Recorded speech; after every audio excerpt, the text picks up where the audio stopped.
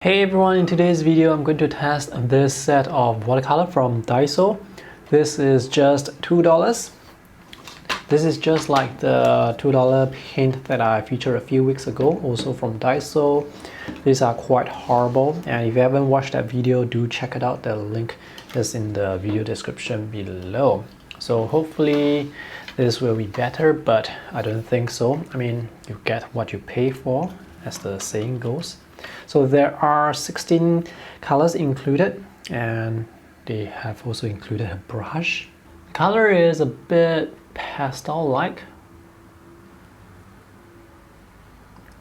Alright, so let's test them. I'm just going to switch out the colors very quickly using the brush provided.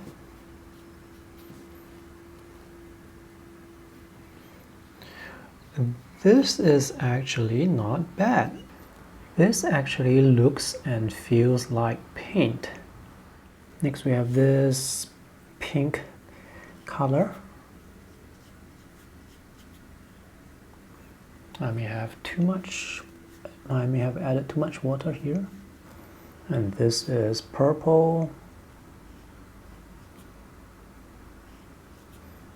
Now, this brush is actually quite good for a free brush that's included in the $2 box.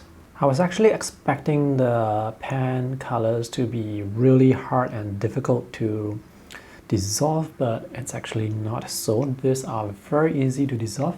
And notice there's this hole here in the box to drain excess water. These are way more usable compared to the jelly or ketchup-like paint.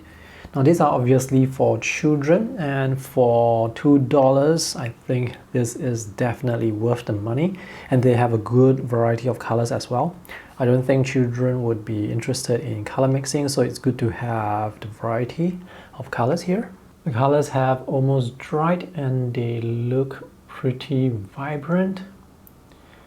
Now they are not as intense compared to artist grade paint, but for $2 this is considered very respectable quality.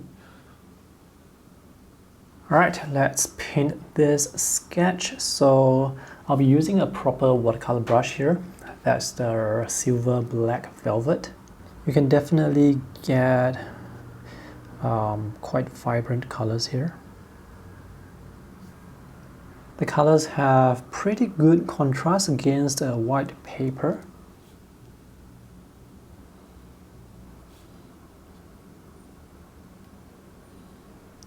This is transparent enough.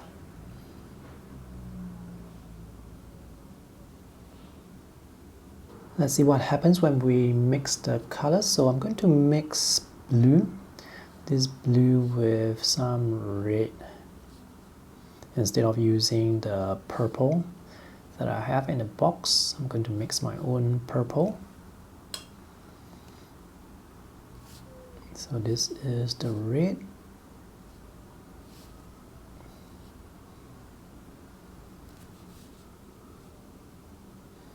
I'm mixing the paint on paper, and I can almost see some granulation, or maybe that's just the texture of the paper.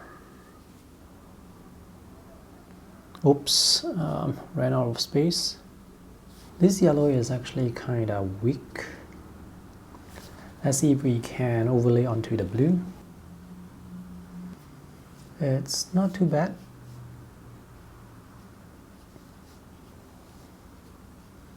Oops, this is a bit dirty now. And let's mix some shadows with the blue and the brown. Now these colors, they don't look like they are staining colors, because when I apply subsequent washes, when I try to layer the initial wash, it actually leaves off from the paper. Not sure what I'm trying to do there. Anyway, let's take a closer look. This green color that I thought was transparent earlier, now it looks very opaque. It covers the black almost completely. And we see some granulation here. This color is actually quite intense. for a $2 paint. We have blue. This blue looks nice. This is more transparent. Now this paint is definitely not good for layering, for glazing, because this is not staining. The paint is going to lift when you paint additional washes. And I think it's better to mix the colors on the palette and then apply it onto paper rather than have it mixed on the paper. Let me show you what I mean. So this is what I get when I mix the colors on the palette first before applying it onto the paper, so I can get a rather nice wash like this.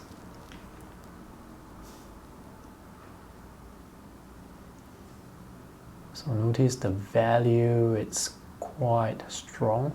We have very good contrast against the white of the paper.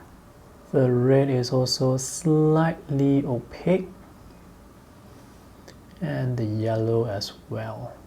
I don't expect the colors to be archival, so most likely they will fade when exposed to light long enough. So overall, the quality of this box set, I actually think it's quite good for $2.